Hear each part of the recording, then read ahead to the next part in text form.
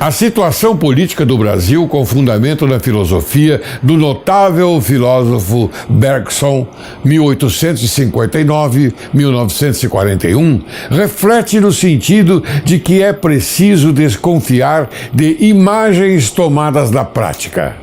Não é a memória que é uma função prática, mas é o esquecimento, porque é comandado pela ação.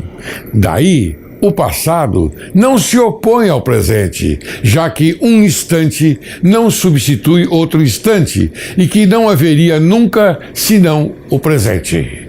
O mecanismo cerebral é feito para recalcar grande parte do inconsciente, podendo ser introduzido na consciência, o que é de natureza a esclarecer em vários sentidos uma situação presente.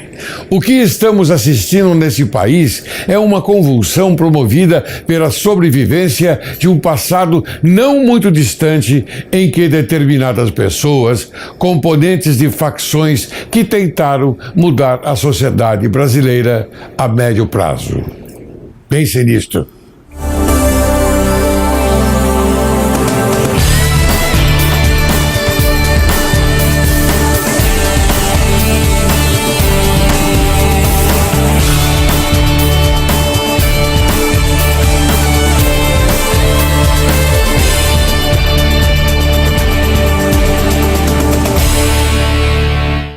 Direito e Justiça em Foco é o teu programa e o Brasil é o teu país. Inicio o programa de hoje com a citação de Immanuel Kant. Faze o bem pelo bem. Nunca te valhas da humanidade como simples meio. Respeite-a, pelo contrário, como um fim. Hoje, Direito e Justiça em Foco apresenta a você, caríssimo telespectador, a bispa Rosana Bergamasco, coordenadora do Núcleo Renascer Heliópolis e bispa da Igreja Renascer em Cristo. O núcleo está localizado em uma das maiores comunidades da América Latina. Cerca de 200 crianças passam diariamente pelo local e recebem atendimento pedagógico, espiritual e psicológico. Mais de 7.000 crianças já foram assistenciadas pelo núcleo em mais de 20 anos de trabalho. Seja bem-vinda, bispa. Muito obrigada. Quero dizer que é uma honra estar aqui nesse programa tão importante, onde dá espaço para assuntos que muitas pessoas nem tenham conhecimento muitas vezes. E hoje, mais uma oportunidade deles entenderem nosso programa de assistência social dentro da Igreja Renascer em Cristo. Eu aqui fico honrado com a sua presença aqui, bispa, pelo seguinte, eu sou adepto à benignidade.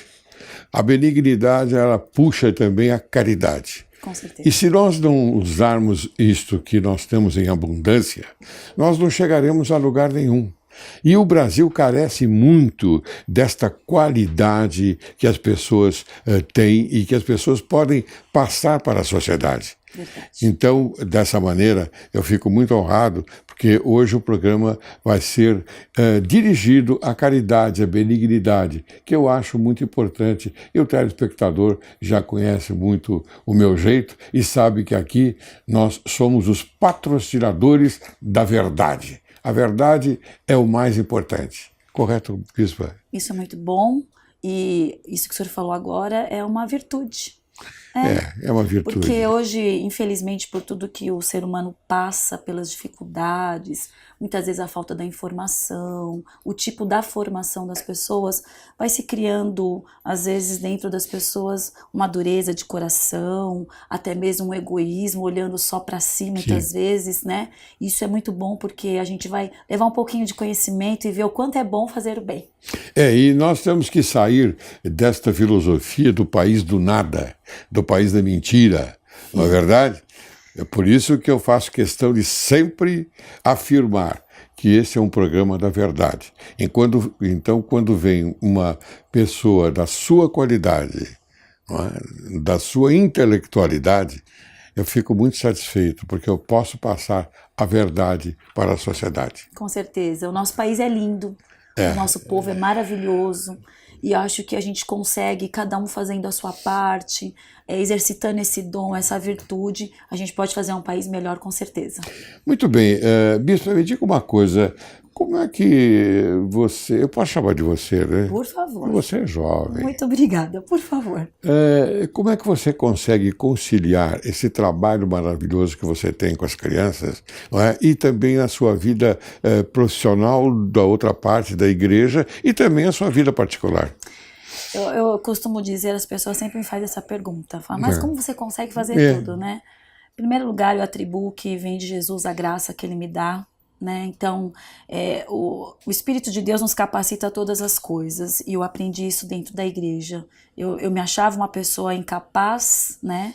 Eu tinha essa vontade de fazer o bem, mas eu não conseguia porque eu me achava uma pessoa meio, assim, diminuída pela questão daquilo que foi a minha formação, o cunho familiar, e eu aprendi a desenvolver isso. Então, eu encaixei no meu modo de vida, como fazer todas as coisas, né?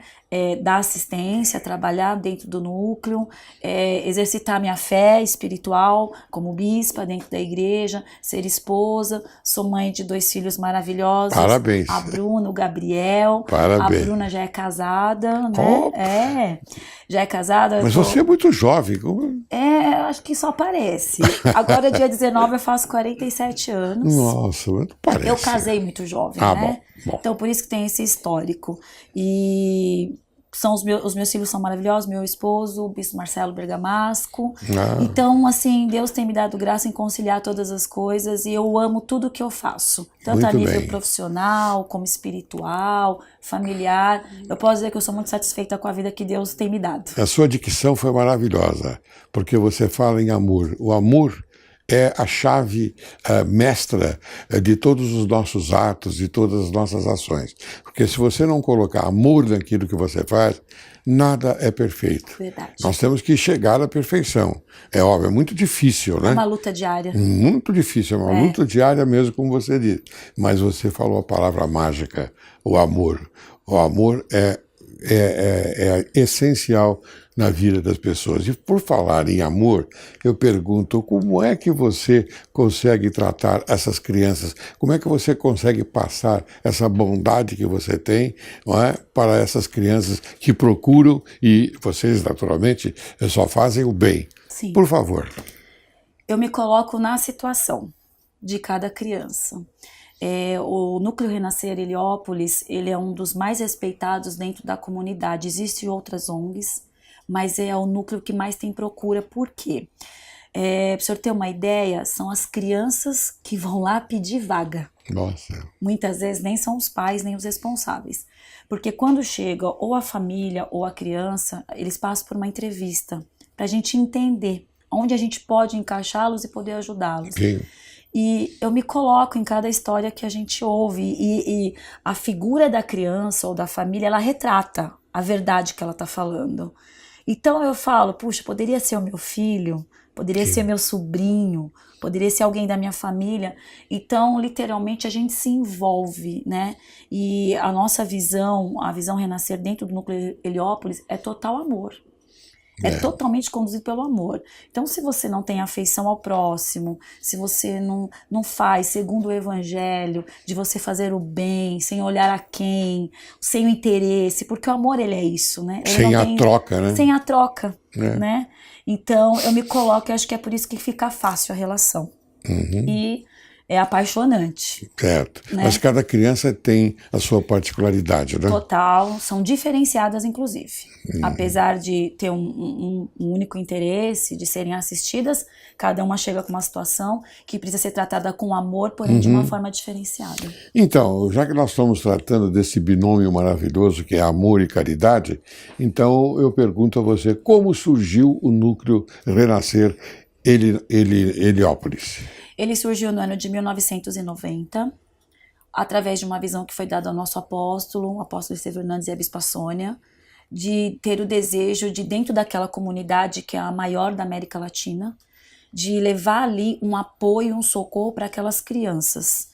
Porque a grande maioria das crianças lá de Heliópolis, assim, ou os pais trabalham, ficam fora o dia todo e eles ficavam soltos, ou outras situações familiares, que a gente pode colocar aqui várias situações, jurídica, social, e aí nasceu no coração deles e a gente tem um lugar para acolher essas crianças, né? Então começou em 1990, estamos até hoje e não vai parar, Não porque pode, tem sido maravilhoso. mas não pode parar. Não pode.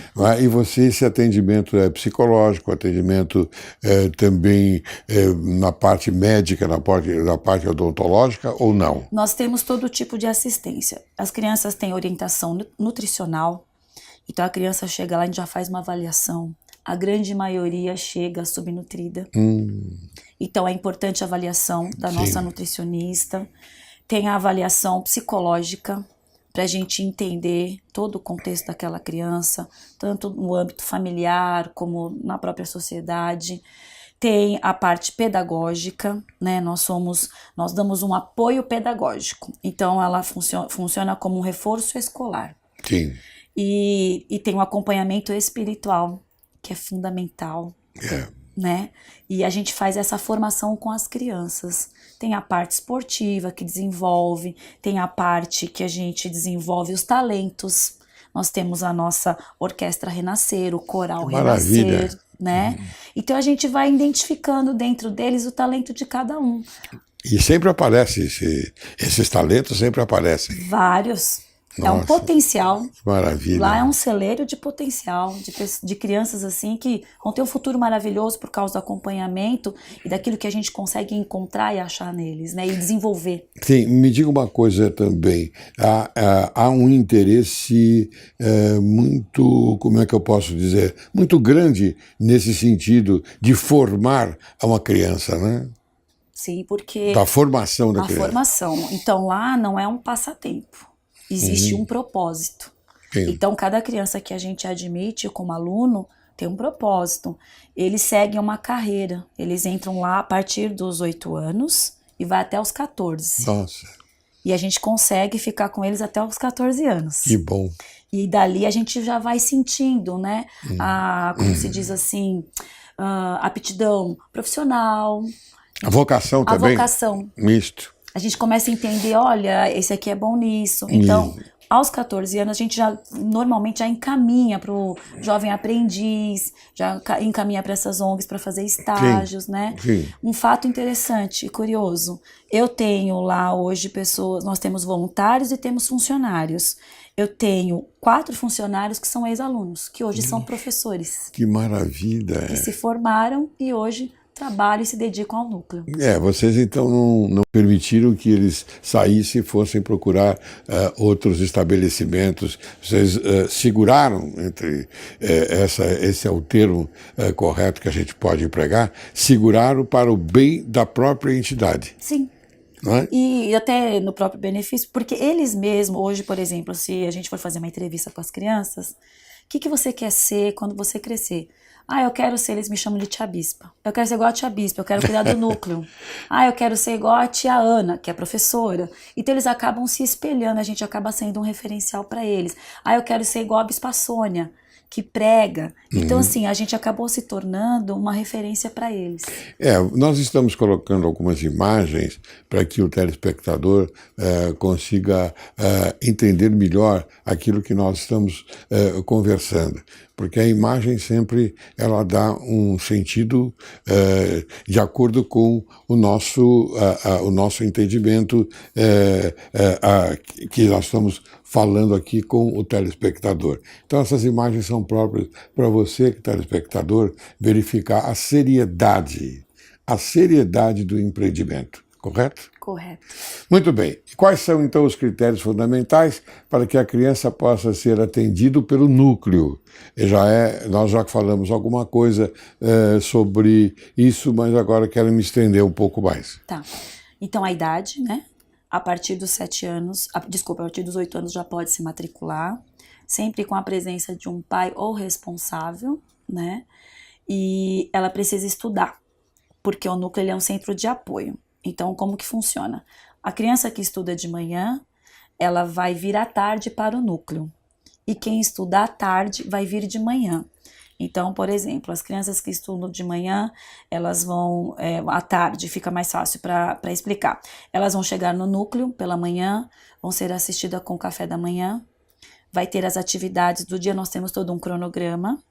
E aí, antes de ir para a escola, elas almoçam, elas ficam prontas para ir para a escola, elas almoçam e de lá elas já vão direto para a escola delas, para o colégio. Então, a gente ocupa o dia todo da criança. Então, a criança só pode ser matriculada se ela também estiver estudando, fazendo o ano letivo. Você já coloca a responsabilidade, né? Sim. Desperta a responsabilidade da criança, Exatamente. né? Muito bem, isso é muito importante porque a criança começa já a funcionar desde o início da sua vida o entendimento de que a responsabilidade é aquele setor que deve prevalecer. Exatamente. Não é? Isso. E hoje nós estamos com uma carência também de responsabilidades, Bastante, né? infelizmente. Porque nós não temos uma idealização, não é, do governo, me perdoe, mas eu sou obrigado a falar isto, não é? Porque eles não dão exemplo. E o exemplo tem que vir de cima. Com e certeza. Vocês é que fazem exatamente isso. Vocês é que promovem esse exemplo. Aí a criança sai de lá sedimentada na sua responsabilidade e no bem. Sim. Porque o bem é importante. Importante, e ela vai se tornar uma referência, né? De Isso. ser diferente onde ela está, na comunidade. Ela vai aprender o que é responsabilidade desde cedo. Muito bem. Agora eu vou fazer uma pergunta bastante importante, porque o telespectador ele quer saber isso. Sobre a manutenção. Como é que o núcleo é mantido? Quais as principais necessidades dele atualmente? O nosso núcleo ele é mantido por voluntários, né? Por pessoas que... nós temos um projeto chamado Projeto Gideões da Conquista, que são pessoas que se levantam para fazer doações. E essas doações são destinadas para o núcleo em todo investimento, tanto parte de manutenção, de alimento, materiais, de parte pedagógica, uniformes, todas as nossas crianças têm uniformes, os instrumentos musicais. Então nós temos um exército... Vocês é que promovem tudo isso. Promovemos tudo isso. Certo. Então nós temos um exército que está crescendo a cada dia. Pessoas se filiando para promover essa virtude, esse dom de fazer caridade, de abençoar e ser abençoado. Claro, porque claro. Quem se levanta para fazer isso também é beneficiado. Claro que é beneficiado. Né? Então nós somos mantidos por isso. Hoje o núcleo, eu posso dizer que a única necessidade que ele tem é de ser mantido. Então se a gente fazer esse exército crescer, sempre vai ter núcleo Renascer Heliópolis. Mas ele tem que ser mantido também com substância, né? Sim. Não é? Ele não pode ser mantido apenas com essa parte espiritual, com essa benevolência de vocês, no sentido de projetar uma vida melhor para aquele que procura, não é, o núcleo. Sim. Mas é necessário uma substância. E quando eu falo em substância, eu quero dizer material.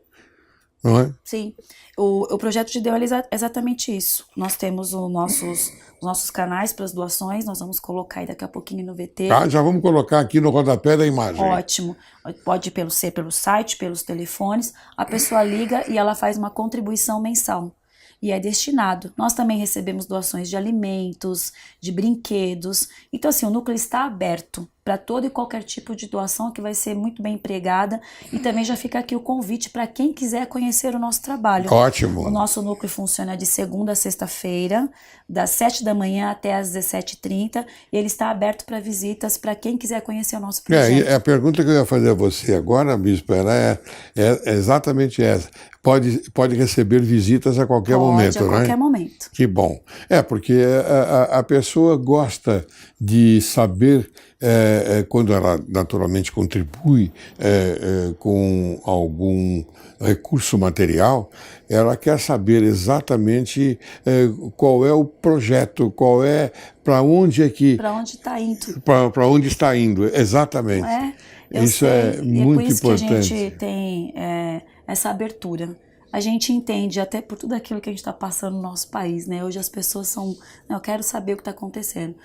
Está de portas abertas, tem no nosso site do iGospel, a pessoa vai ter acesso a todos os eventos que acontecem com as crianças, festa de Natal, festa do Dia das Crianças, Dia das Mães, Dia dos Pais. Então, assim, a gente tem uma programação completa e graças a esse grande exército, a gente tem conseguido suprir todas as necessidades. E a família também. das crianças também, elas fazem esse tipo de, como eu digo, de presença.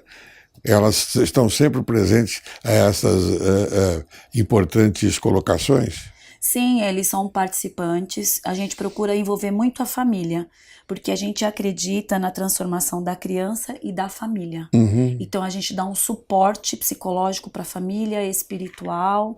A gente, principalmente quando a criança passa pelo psicólogo e a gente identifica algo, né, que não está indo bem, a gente chama a família para perto e dá todo esse apoio. Já aconteceu casos que a criança não tinha problema nenhum, mas eram os pais que tinham. E eles foram totalmente assistidos gratuitamente pelos nossos psicólogos e a gente teve uma evolução e até mesmo uma transformação. Então, o núcleo ele dá apoio à criança e à família também. Muito bem, Bispo. Você vai me autorizar a chamar um pequeno intervalo? Com certeza. Então eu vou chamar um pequeno intervalo e depois nós vamos continuar com essa belíssima conversa, tá bom? Ok. Você aguarde, logo, logo retornaremos.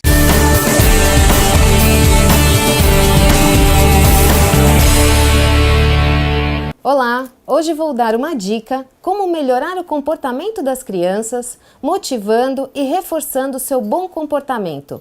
Quando a criança se comporta mal, nossa tendência é de gritar, repreender ou mesmo castigar. No entanto, existem teorias atuais que oferecem alternativas mais efetivas, tanto para evitar que isso se repita, como para não prejudicar o desenvolvimento emocional da criança, transmitindo nossa confiança de que elas podem conseguir se comportar melhor e fazer bem as coisas. Valorizar sempre a criança quando diz a verdade e louvar o fato de que tenha sido corajosa em expor sua ação, pois a verdade tem prêmio e a mentira não. Se não fizer algo bem, ao invés de investir em tudo que fizeram mal, a gente deve detalhar as oportunidades de consertar o erro e poder fazê-lo melhor, tentar de novo. Fazer com que a criança saiba que você está contente com as suas conquistas e esforços,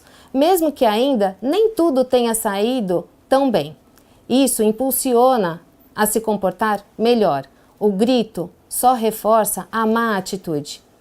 É preferível dar um tempo, avisando a criança que irá se afastar para se acalmar também e não gerar mais atenção sobre o mau comportamento e manter essa conduta sempre que necessário, evitando descontrole, voltando depois para conversar sobre o assunto. Vocês verão que a resposta será bem positiva. Obrigada e até o próximo programa.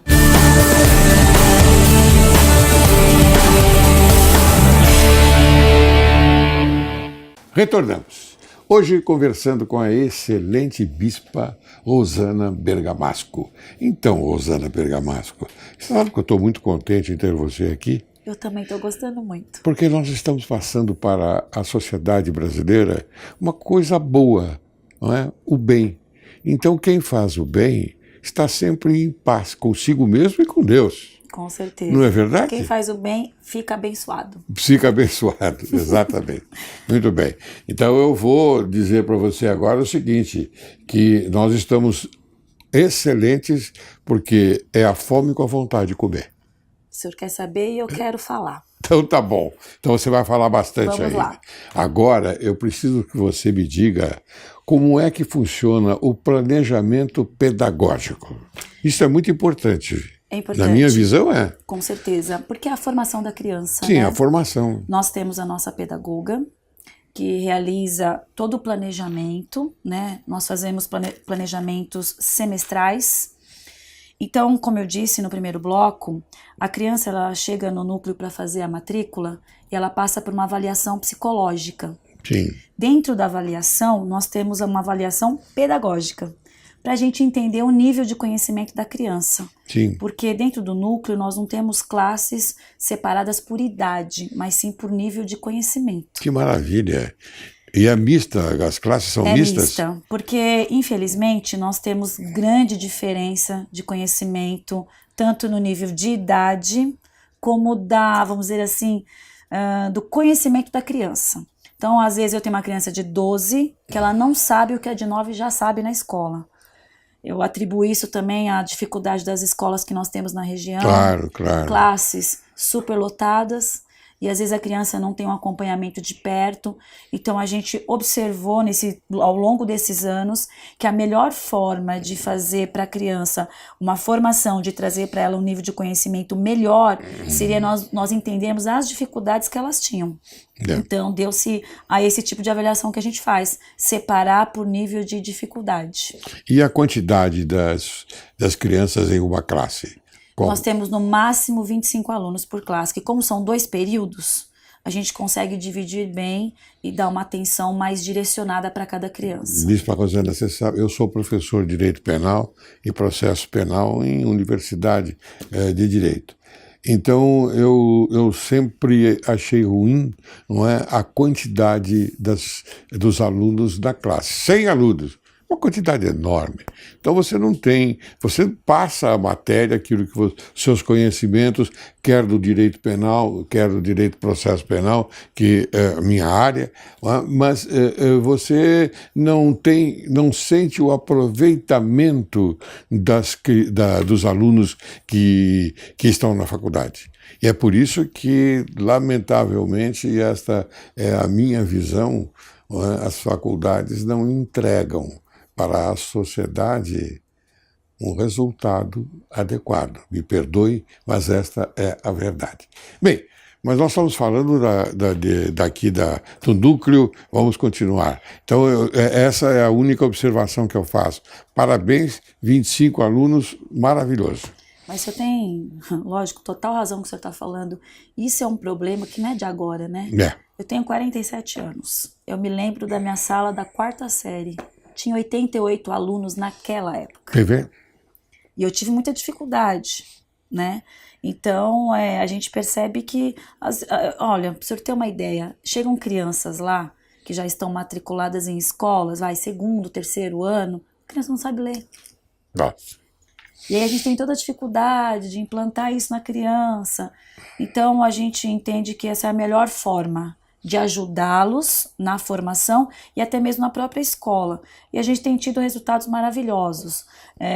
Os pais que falam, nossa, meu filho melhorou muito com as notas. As escolas já mandaram pra gente declarações agradecendo o apoio que o núcleo dá, porque eles levam a lição de casa para serem feitas lá. Então a gente acaba entrando também dentro do ambiente escolar da criança e ajudando eles nas tarefas. Que interessante, vocês então estão mais perto do ensinamento, não é, para a criança, porque a fazer a lição é uma dificuldade. Muito. Não é? Muito. E vocês estão atentos nesse particular. Sim, a gente fica de cima porque a grande maioria, ou os pais trabalham o dia todo, ou eles não têm quem cuida deles. É uma realidade, infelizmente. Claro. Então a gente fica de cima e eles já aprenderam a ter essa responsabilidade. Então eles já chegam e falam, tia, eu tenho lição. Então eles já colocam o caderno da lição. Tia, eu tenho que pesquisar tal coisa. Então eles já vão para o computador, a gente já tem a tia que auxilia, né? Então a gente criou um senso de responsabilidade e uma facilidade para eles no dia a dia. Eu sinto aqui pela sua colocação que os próprios alunos eles têm interesse em progredir. Tem, nós cultivamos isso porque neles. Como você disse agora, eles levam a dizer, eu tenho lição. Olha aí, eles é que promovem esse interesse. E fatos curiosos e engraçados. Sempre no início do ano tem os novos alunos. Sim. Que não estão acostumados com a disciplina do núcleo, que eles vão se encaixar ainda. Então a criança que esconde a lição de casa, a gente descobre rapidinho. Sim, claro. Porque chega o bilhete da escola, porque sabe que o aluno faz parte do núcleo, fala, olha, a criança tal não está fazendo lição. E a gente chama e fala, e aí, por que você escondeu? Ai, tia, eu tava com preguiça. Aí eu falo, isso é ruim para você, porque se você não fizer a lição... Então a gente vai criando uma comunicação, vai gerando neles uma confiança, né? Olha, eles não têm vergonha de falar, tia, eu não sei fazer essa lição. né? Então, nós vamos te ajudar. Eles têm Vamos todo aprender, o apoio, claro. né? Eles têm o apoio, nós temos biblioteca, nós temos o computador. Então, assim, não tem o porquê não dar certo. Claro, me diga uma coisa que é uma curiosidade minha, e também acredito que seja uma curiosidade do telespectador. Eles se ajudam? Muito. Nós criamos um ambiente de respeito, falamos muito sobre bullying, que hoje é o mal que impera. É verdade. Não é só com os pequenos, com os grandes, comigo, com o senhor. Sim. E a gente precisa aprender a lidar com isso. Então, como eu disse que a nossa classe ela é misturada pelos níveis de conhecimento, então não tem essa de que o outro ainda faz só bolinha e o outro já sabe fazer a equação. Então, quando um percebe que o outro tem dificuldade, fala, essa bolinha eu já aprendi a fazer, eu vou te ajudar. Que maravilha. Então, cria entre eles uma aliança. E aí vai promovendo o conhecimento e ajuda entre eles. E a gente cria uma equipe muito legal de trabalhar e de conviver. Olha, você falou a palavra mágica também, torna a dizer, colocar esse termo em pauta. Não é? Eles se ajudam porque, afinal de contas, eles sabem que eles necessitam ajudar as pessoas, ajudar os seus colegas. Não é? Isso é muito bom. A gente está gerando seres humanos diferentes. Diferente. Né? Totalmente. Então, porque nós temos dentro de nós essa parte horrível que é o egoísmo, né? E nós lutamos contra isso. Eu, por exemplo, no meu templo interior, eu luto contra essas dificuldades. Não só eu, como todo mundo. Todos nós. Todos que estão nos assistindo também têm essas dificuldades interiores. Então eu acho que isso é muito importante. Vocês promovem a ajuda dessas crianças sem nenhuma restrição. Sem nenhuma restrição. Nós temos todos os tipos de criança lá dentro, de todos os tipos de religião, e todos são respeitados igualmente. Olha que maravilha. Assim como eles nos respeitam também como corpo diretivo, respeitam aquilo que é até mesmo a visão da igreja. Então a gente criou assim um respeito mútuo. E é um ambiente gostoso de se ficar. Porque muitas vezes as pessoas maldosas, elas sabem de tudo aquilo que vocês fazem, mas elas colocam a dúvida em primeiro lugar. Verdade. A dúvida, essa dúvida, ela é própria do ser humano. É própria do ser humano, porque ele não acredita muito naquilo que as pessoas estão fazendo. Eu já vou mais além. Não acredita porque eles não fazem o bem. Eles têm dificuldade de fazer o bem. Normalmente é isso. Não é isso? É isso. Então, quem tem dificuldade de fazer o bem sempre está na dúvida. Ela desconfia. Eu já tive casos assim de pais. A gente apresenta tudo que a criança que vai ser beneficiado para o filho dele na matrícula. Mas assim, tudo isso vocês não vão cobrar? Okay. Mas o que eu tenho que fazer? Não, o senhor só precisa matricular. Não, mas eu não estou acreditando. Ele vai ter isso, isso, isso e isso? Vai. Mas nem futuramente vocês vão cobrar alguma coisa de mim? É aquilo que o senhor está falando. Nós estamos numa sociedade que há muito interesse e quando eu quero te beneficiar... Gananciosa. Quando eu quero te beneficiar em algo, mas o que você vai querer depois de mim em troca? Né? Tem esse sentimento. Sim, você está fazendo alguma coisa de bom para o meu filho, mas o que eu tenho que devolver para você? Alguma coisa. É exatamente isso que eles pensam. E nós não estamos falando disso, né? Não. Que bom, isso é muito importante. E é bom que a gente passe essa verdade para a sociedade, porque a sociedade precisa acreditar um pouco mais nas coisas que as pessoas fazem, no bem, não é, que se faz, não é?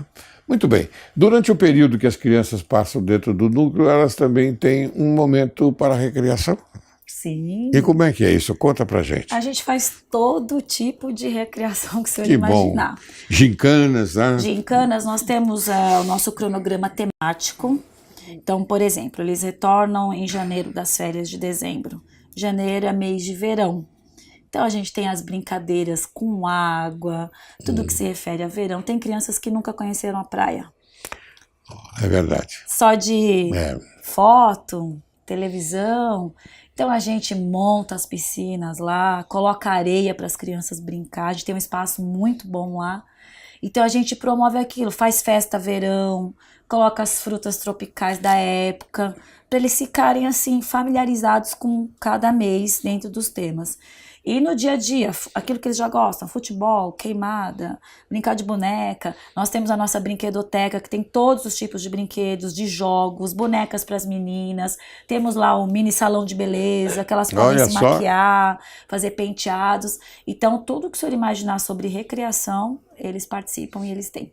Que bom, que bom. E eles se interessam muito por isso, claro. Eles adoram brincadeira, né? Lógico, lógico. Mais brincadeira do que tudo. Né? Porque eles cumprem, naturalmente, as obrigações deles, eu penso isto, e já estão pensando no momento da recreação, que ela é importante. É fundamental, né? Então, a recreação, para mim, ela é um movimento altamente relevante dentro do ensino, porque não é só castigar o aluno no sentido dele aprender, não, você tem que ter uma recreação, é óbvio.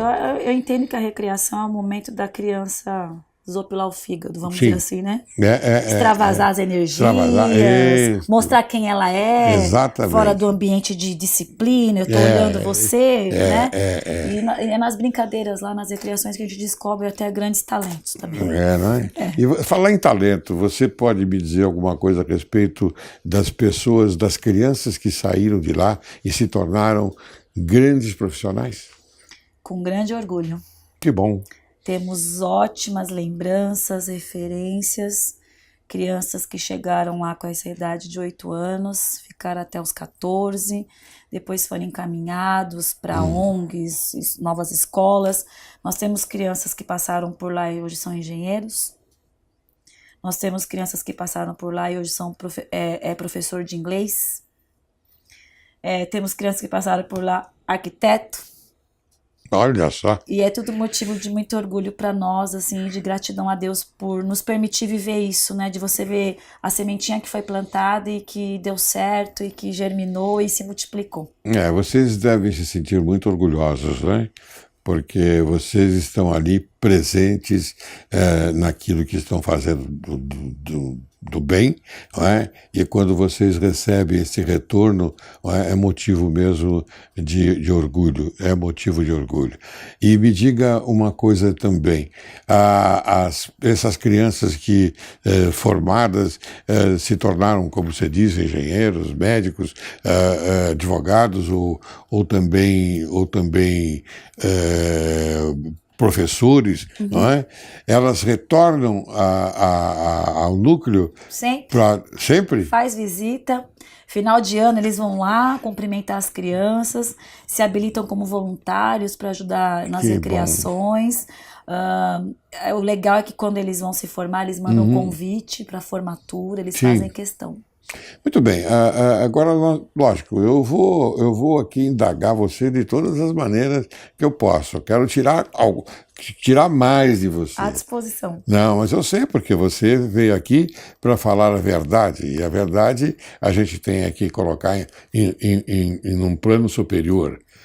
Quantas refeições são servidas diariamente? 800. Quanto? 800. Meu Deus do céu. Nós temos 200 crianças, 2 períodos, cada período 2 refeições. Que maravilha! E olha, um cardápio... E essa merenda, eu falo merenda, ela é substanciosa? Eu posso dar alguns exemplos para o senhor. Por favor. Café da manhã. Chocolate quente ou frio, vitamina, uma fruta... Pão com manteiga ou frios, ou bolo, ou torta. Nós temos um cardápio variado pela nossa nutricionista.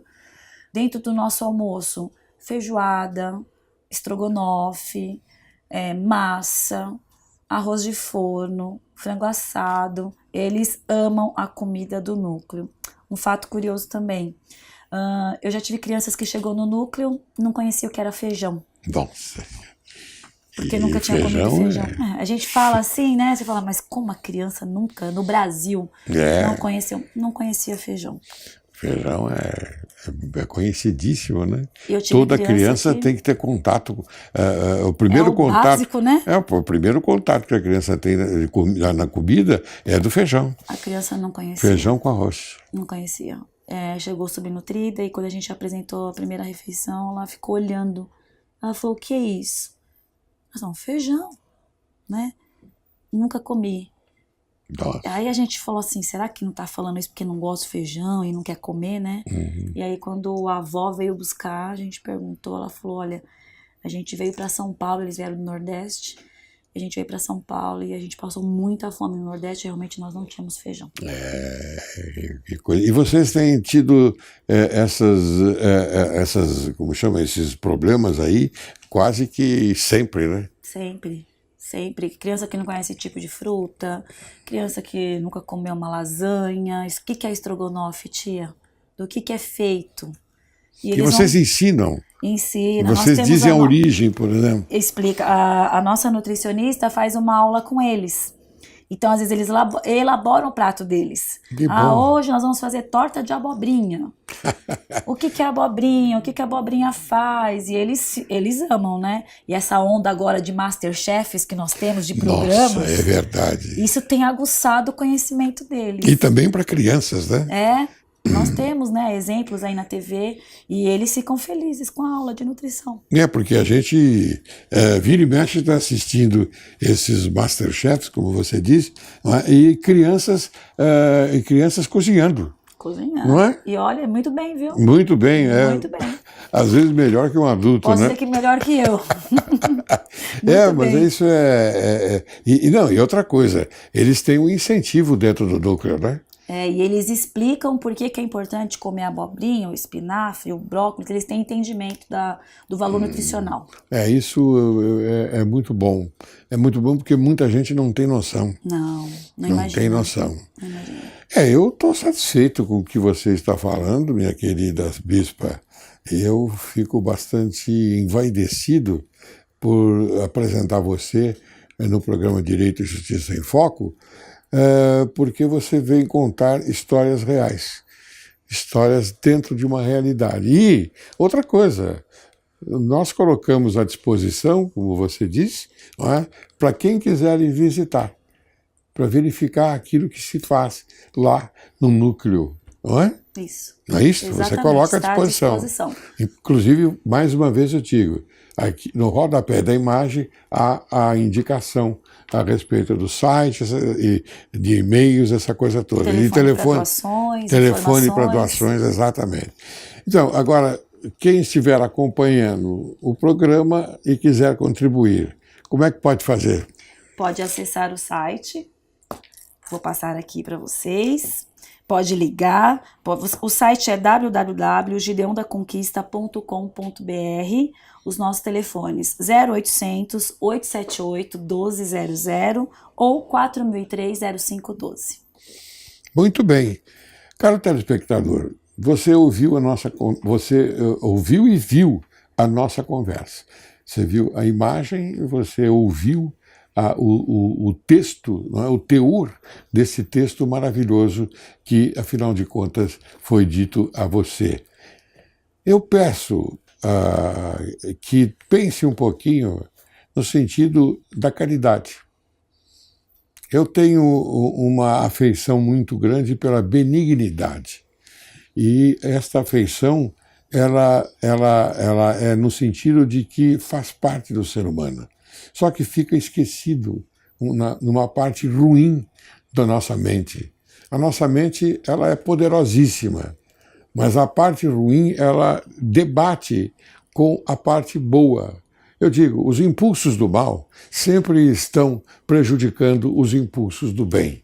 E esses impulsos devem ser colocados à mercê da realidade. Essa é uma realidade que nós colocamos para você. Nós não, quem colocou foi a bispa, porque eu só ouvi isso e fui um interlocutor para mostrar o benefício que se faz às crianças da nossa sociedade.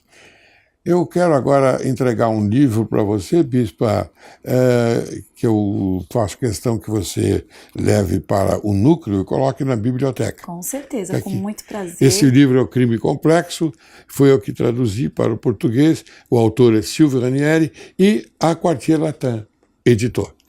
Ótimo, vou levar, vou falar para as crianças desse programa. Que bom. Que enfatizou o nosso trabalho, que enfatizou o que eles estão vivendo lá e vai ser guardado com muito carinho e muita honra. Muito bem, ótimo. E eu tenho você também aqui no programa Direito e Justiça em Foco também com muito carinho, não é? Porque é que o telespectador não sabe, quando se faz um programa, que nós olhamos nos olhos.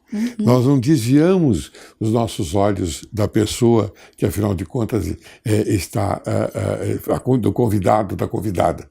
Então, nós falamos com a alma. E falar com a alma é muito importante. Por isso que eu faço questão de colocar este momento, não é? Esse momento importante da nossa gravação, por passar para vocês a realidade, a verdade absoluta. Muito bem. Considerações finais. Quero agradecer, foi maravilhoso, obrigada pela oportunidade. Foi muito bom conversar com o senhor deixa muito à vontade e eu acredito que esse programa ele vai trazer assim, um acréscimo para todos aqueles que nos assistiram, não só hoje, mas a cada dia que o senhor traz temas tão importantes. E foi muito legal, foi maravilhoso estar aqui com o senhor. Eu fico satisfeito, porque esse é um tema importantíssimo. Como eu disse, quer dizer, esse binômio amor e caridade é muito importante na vida da gente. Às vezes, na nossa mente, eu já retratei aqui, já coloquei uma imagem para você sentir a briga que há entre os impulsos do mal e os impulsos do bem. Verdade, não é verdade? É uma briga interna, sim, mas tem que prevalecer os impulsos do bem. Encerro o programa de hoje com a citação de Lao Tse. Faço o bem em troca do bem. Faço também o bem em troca do mal. Confio nos que em mim confiam e confio também nos que de mim suspeitam. Quero agradecer mais uma vez a presença da Bispa Rosana Bergamasco, que muito honrou o programa Direito e Justiça em Foco, na esperança que a conversa de hoje tenha a força e a energia de aproximar a sociedade brasileira com o objetivo de alimentar e conservar sempre vivo no coração humano o lume sagrado da honra. Eu digo no coração humano o lume sagrado da honra, da independência, da magnanimidade, do patriotismo e da consciência pública, preservando os sentimentos de direito e de justiça. Muito obrigado. Prazer.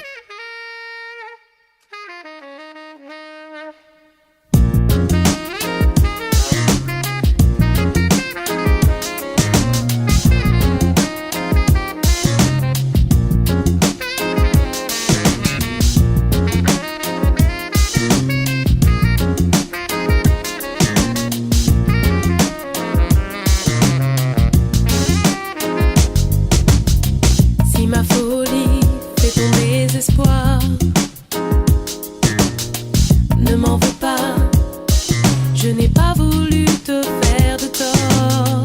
Si tu savais combien mes désirs me font souffrir, ne m'en veux pas.